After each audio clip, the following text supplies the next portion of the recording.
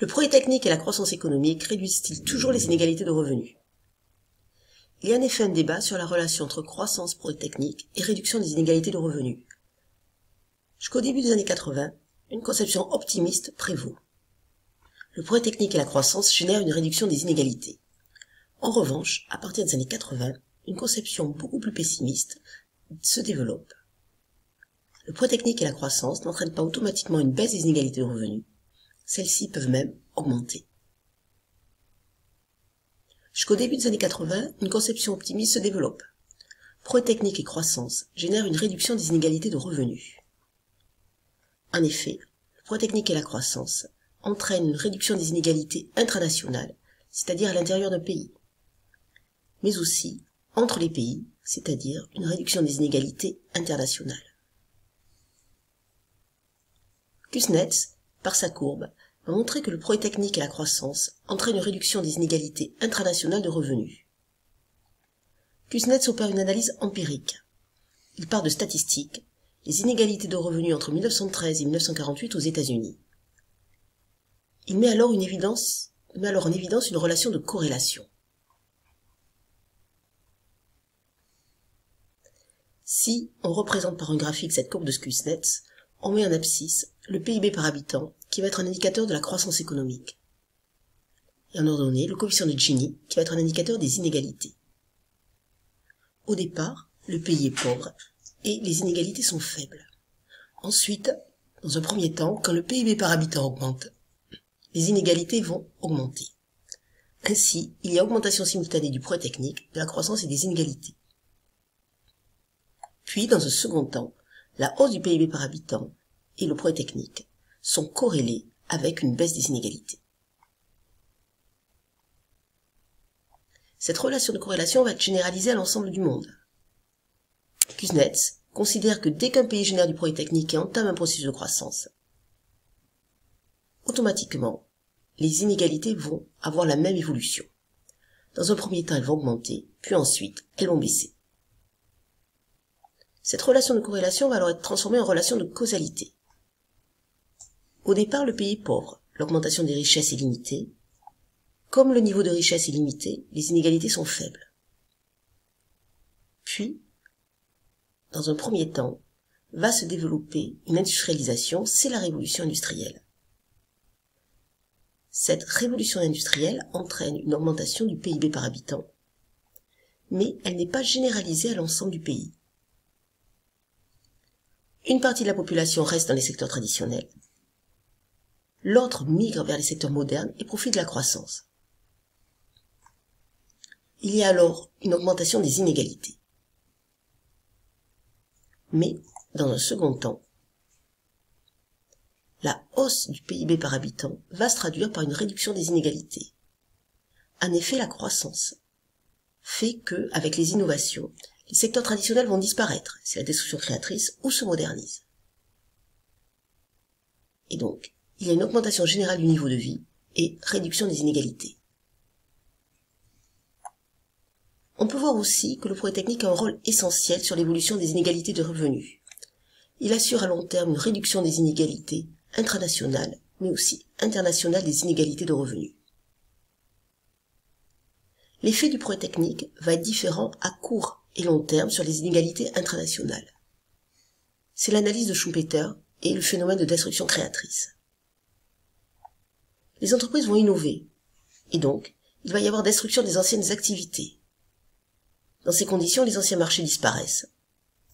Il y a une augmentation du chômage, et les compétences de certains individus deviennent inadaptées. Le taux de pauvreté et la pauvreté augmentent, ainsi que les inégalités à court terme. Cependant, l'effet est différent du progrès technique à moyen terme. C'est la partie création. Les entreprises vont innover, et donc de nouvelles activités, de nouveaux marchés apparaissent. Ainsi, il y a création de nouveaux emplois.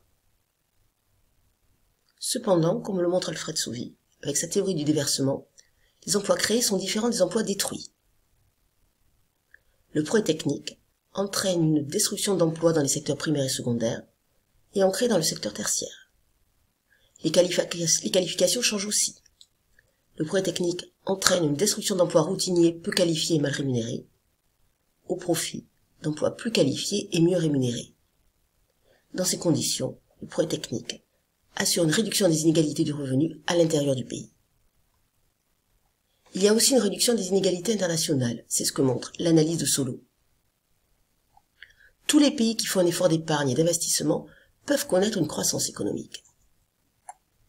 Or, la loi des rendements décroissants postule qu'à terme, l'augmentation du capital ne se traduit plus par une augmentation de la production par tête.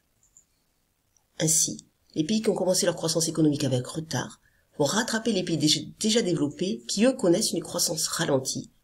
Ils arrivent à l'économie stationnaire. À terme, on assisterait à la convergence des économies. Les niveaux de PIB des différents pays se rapprochent.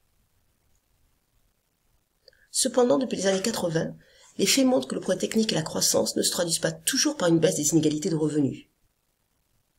En effet, le progrès technique et la croissance peuvent générer une faible diminution, voire une augmentation des inégalités intranationales, et même une augmentation faible des inégalités internationales.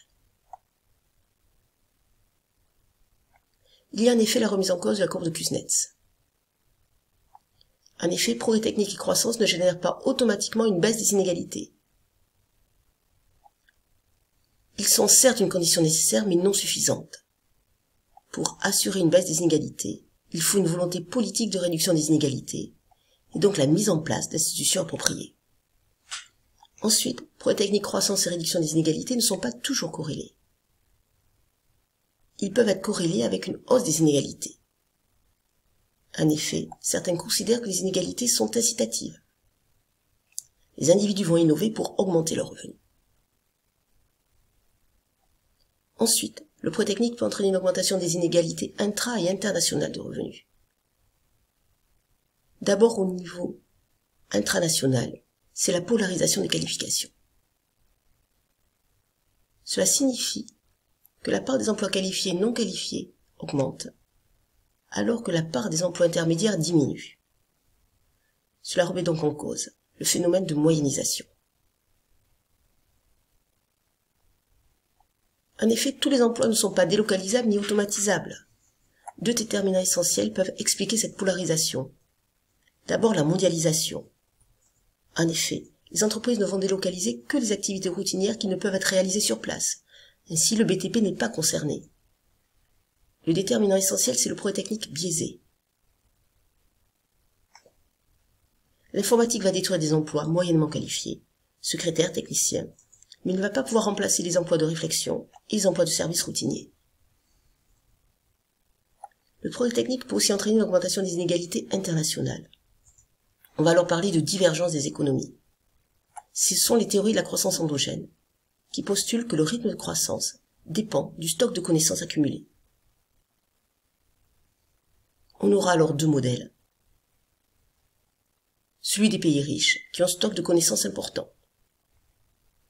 Ils vont donc innover, et donc avoir une croissance économique forte et auto-entretenue. Le second est celui des pays pauvres, qui eux ont un stock de connaissances limité. Ils innovent peu, et donc ils auront une croissance économique faible. Leur décollage est aussi impossible sans transfert de technologie.